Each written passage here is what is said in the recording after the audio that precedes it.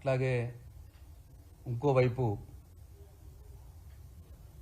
కేంద్ర ప్రభుత్వం BJP party Kaveri Godavari నదుల అనుసంధానం పేరిట గోదావరి జలాల్లో తెలంగాణ రాష్ట్ర హక్కుల్ని కాలరాచే ప్రయత్నం చేస్తుంటే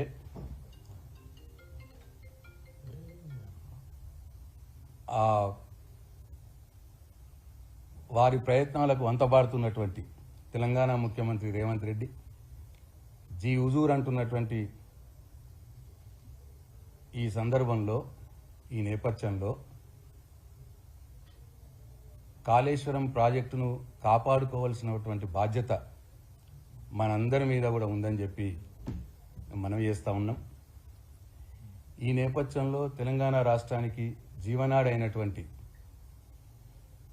కాళేశ్వరం ప్రాజెక్టు యొక్క వాస్తవాలు తెలంగాణ ప్రజలకు తెలియాల్సిన అవసరం ఉంది. తెలంగాణ నేలను కరువు బారి నుండి ప్రాలదోలినటువంటి ప్రపంచంలోనే అతిపెద్దదైనటువంటి కాళేశ్వరం లిఫ్ట్ ఇరిగేషన్ ప్రాజెక్టుపై అవాస్తవాలు, దుష్ప్రచారాలు, అపోహలు చేస్తూ ఉన్నారు. మరి ముఖ్యంగా గత కొద్ది నెలలుగా తెలంగాణ మీద గుడ్డి వ్యతిరేకతో ఉన్నటువంటి శక్తులు, తెలంగాణ అభివృద్ధి నిరోధక శక్తులు, అట్లాగే తెలంగాణ రాష్ట్ర ముఖ్యమంత్రి రేవంత్ రెడ్డి గారు, కాంగ్రెస్ పార్టీ, అట్లాగే బీజేపీ పార్టీ అందరూ కూడా కూడబలుపుకొని కాళేశ్వరం ప్రాజెక్టు మీద అపోహలు, అవాస్తవాలు, దుష్ప్రచారాలు చేస్తూ ఉన్నాయి. ఉదాహరణకి ఒకళ్ళు అంటాడు కాళేశ్వరం ద్వారా 1 ఎకరం నీళ్ళు కూడా రాలేదంటాడు. మేము దిగిపోయిన తర్వాత కూడా ఒక మేడిగడ్డ నుంచే కాదు, కాళేశ్వరం నీళ్లు, గోదావరి నీళ్లు ఎంఎండి ద్వారా, అట్లాగే అన్నపూర్ణ ద్వారా, మల్లన్న సాగర్ ద్వారా, కొండపోచమ్మ సాగర్ ద్వారా, ఇట్లా ఎస్ఆర్ఎస్పి పునర్జీవం ద్వారా అనేక రకాలుగా అనేక రిజర్వాయర్ల నుంచి, అనేక పంప్ హౌజ్ల నుంచి దాదాపు 20 లక్షల ఎకరాలకు సాగునీరు అందింది. మేము దిగిన తర్వాత, మేము ప్రభుత్వం నుంచి మేము బయటకు వచ్చిన తర్వాత కూడా ఈ విషయాలు చెప్పాల్సిన అవసరం ఉన్నది ప్రజలకి. అట్లాగే ప్రాజెక్ట్ కూలిపోయింది అంటారు, కాళేశ్వరం కూలిపోయింది అంటారు. 94,000 కోట్ల రూపాయల విలువగల కాళేశ్వరం ప్రాజెక్టులో 4,000 కోట్ల రూపాయల విలువగల ఒక 86 పిల్లర్లు కలిగినటువంటి మేడిగడ్డ బ్యారేజ్లో 2 పిల్లర్లు కుంగితే కాళేశ్వరం కొట్టుకుపోయింది అంటున్నారు. ఈరోజు కూడా గత సంవత్సరం 15 లక్షల క్యూసెక్లను తట్టుకొని నిలబడ్డది కాళేశ్వరం ప్రాజెక్టు. ఈరోజు కూడా నిటారుగా నిలబడి ఉన్నది మేడిగడ్డ బ్యారేజ్. రండి కలిసి చూసేద్దాం వస్తే. ఇట్లా దీని మీద కూడా వాస్తవాలు ప్రజలకు తెలియజెప్పాల్సిన అవసరం ఉన్నది. అట్లనే 1,00,000 కోట్ల అవినీతి జరిగింది అంటారు. కాళేశ్వరం ప్రాజెక్టుకైనా ఖర్చే 94,000 కోట్లు. ఖర్చు 94,000 కోట్లు అయితే 1,00,000 కోట్లు ఎట్లా ఖర్చు అవుతుంది? ఎట్లా అవినీతి జరుగుతుంది 1,00,000 కోట్లు? అంటే వాళ్ళు ఎంత ఫాల్స్గా మాట్లాడుతున్నారో, ఎంత అబద్ధాన్ని ప్రచారం చేస్తున్నారో అర్థమవుతా ఉన్నది. దీని మీద కూడా వాస్తవాలు ప్రజలకు చెప్పాల్సిన అవసరం ఉన్నది మా పార్టీకి. అట్లనే జస్టిస్ ఘోష్ కమిషన్ రిపోర్ట్ అన్నారు. ఆ రిపోర్ట్ సీల్డ్ కవర్లోనే ఉంటుంది. అది ఇప్పకన్నా మొదలే పీసీ ప్రెసిడెంట్ మాట్లాడతారు దాని మీద, దాంట్లో ఏదో జరిగిపోయింది కాళేశ్వరంలో అని. అది ఇప్పకన్నా మొదలే కొన్ని పత్రికలు హెడ్లైన్స్ రాస్తాయి, దాంట్లో ఏమో జరిగిపోయిందని. అంటే రిపోర్టును ఆధారం చేసుకొని కాళేశ్వరం మీద, మా మీద ఒక కుట్రపూరితమైన చర్యకు పాల్పడతా ఉన్నారు. అసలు ఆ రిపోర్ట్నే మేము తప్పుపడతా ఉన్నాం. ఆ రిపోర్ట్లో సెక్షన్ 8B 8C ప్రకారం మా వివరణ కోరాల్సి ఉండగా కేసీఆర్ గారిది, హరీష్ రావు గారిది వివరణ కోరాల్సి ఉండగా ఈటల రాజేంద్ర గారిది, ఎవరిదైనా సరే, ఇంజనీర్లది ఎవరిదైనా సరే తప్పు జరిగింది వీళ్ళతో అని వాళ్ళు రిపోర్ట్లో చెప్పినప్పుడు వాళ్ళ వివరణ కోరాలి. కోరలేదు. వన్ సైడ్గా ఏకపక్షంగా ఆ రిపోర్ట్ని వీళ్ళు ప్రచారం చేసుకుంటున్నారు. మేము న్యాయస్థానంలో పోరాడుతున్నాం ఆ రిపోర్టే తప్పని చెప్పి. దాని మీద ఏదో కుట్ర బంధమని ప్రయత్నం.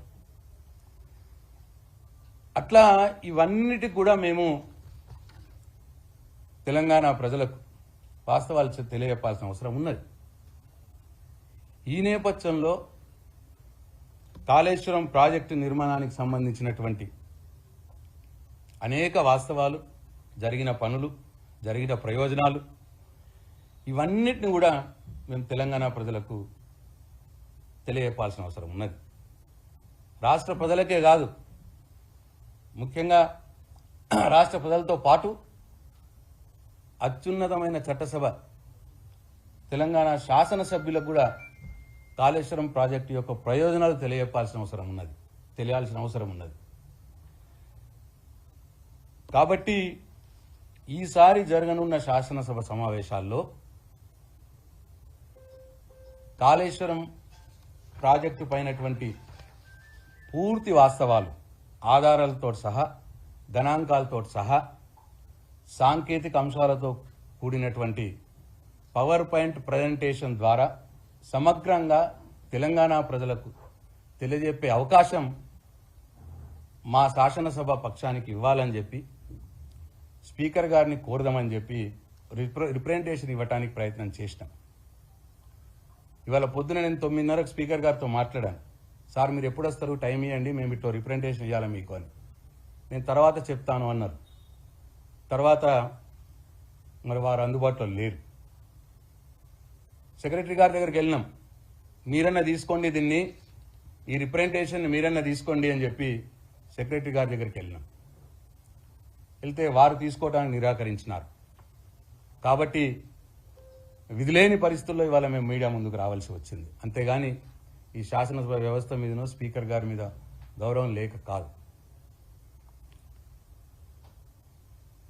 స్పీకర్ గారు మాకు ఈ పవర్ పాయింట్ ప్రజెంటేషన్ అనుమతి ఇస్తారని మేము ఆశిస్తూ ఉన్నాం.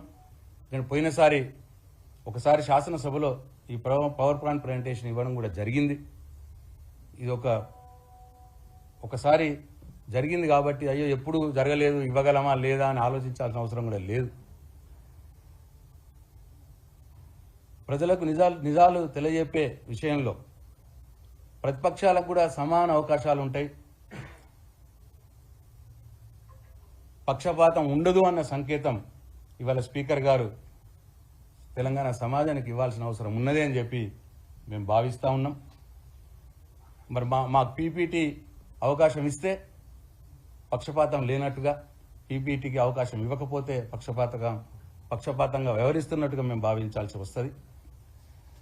కాబట్టి నేను ఈ సందర్భంగా మాకు వారిని కలిసి మేము రిప్రజెంటేషన్ ఇచ్చే అవకాశం వారు ఇవ్వలేదు కాబట్టి మీడియా ద్వారా మరొకసారి మేము కోరుతా ఉన్నాం. ఈ ప్రజాస్వామ్య వ్యవస్థలో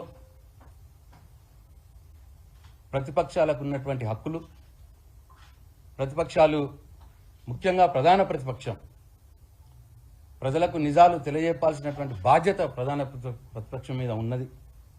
ఈ విషయాలన్నింటినీ కూడా పరిగణలోకి తీసుకొని మాకు రేపు రాబోయే శాసనసభ సమావేశాల్లో కాళేశ్వరం ప్రాజెక్టుపై తెలంగాణ ప్రజలకు నిజాలు సమగ్రంగా అన్ని ఆధారాలతో, సాంకేతిక అంశాలతో వివరించడానికి మాకు పీపీటీ పవర్ పాయింట్ ప్రజెంటేషన్ ద్వారా వివరించడానికి మాకు అవకాశం ఇవ్వాలని చెప్పి స్పీకర్ గారిని మీడియా ద్వారా వినమ్రంగా కోరుతా ఉన్నాం. ఒకవేళ రేపు మాకు అవకాశం ఇస్తే, మమ్మల్ని వారు కలవటానికి అవకాశం ఇస్తే, రేపు వారిని స్వయంగా కలిసి మా రిప్రజెంటేషన్ ఇవ్వడానికి కూడా మేము సిద్ధంగా ఉన్నాం. మేమేమీ దాని భేషజాలు లేవు మాకు. ఇవాళ దినమంతా వెయిట్ చేసినాం, పొద్దున్న నుంచి సాయంత్రం దాకా వెయిట్ చేసినాం, కలవలేదు.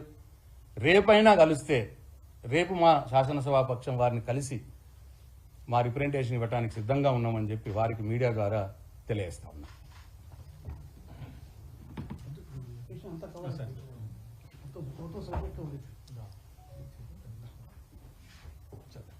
లాస్ట్ చెప్పు మళ్ళీ ఒకసారి సరిపోతుంది మంచిగా